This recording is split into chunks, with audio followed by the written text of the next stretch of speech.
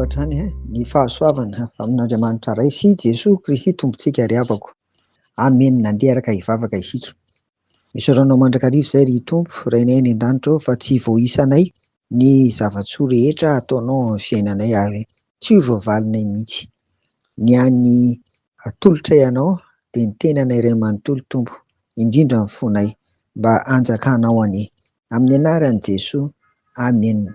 Efa noresahantsika teto ry havana fa ny olona misy matoky an'Andriamanitra ray, Andriamanitra Zanaka dia Jesoa Kristy mpamonjy ary Andriamanitra Fanahy Masina no manana fanantenana.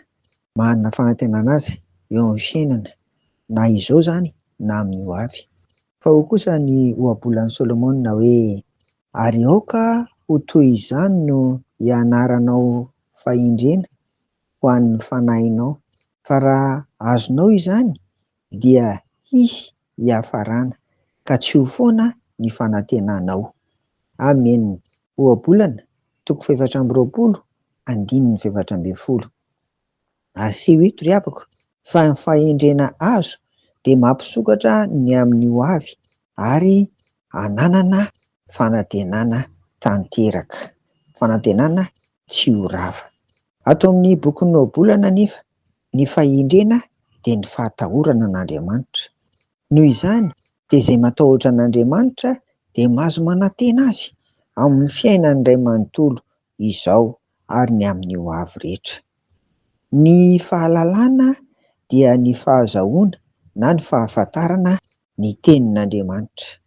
Fa ny fahendrena kosa izay tsy inona akory fa ilay fahatahoran'Andriamanitra araka ny nambara teo, izany dia tsy inona akory fa fiainana ny fahamarinana ny tenin'Andriamanitra isan'andro. Ry havako, andao ary hianatra ny fahendrena dia ny fahendren'ny fanahy eo ambany fitarihan'ny Fanahy Masina. Amen. Vavaka ary sika. Ry Tompo, rainay any an-danitra aho, manan-karem-pahasoavana izay ao aminao satria asainao koa mahalala ary asainao miaina ny teninao mba hahazoanay fahendrena izany ka hananay fanantenana koa amin'ny ho avy.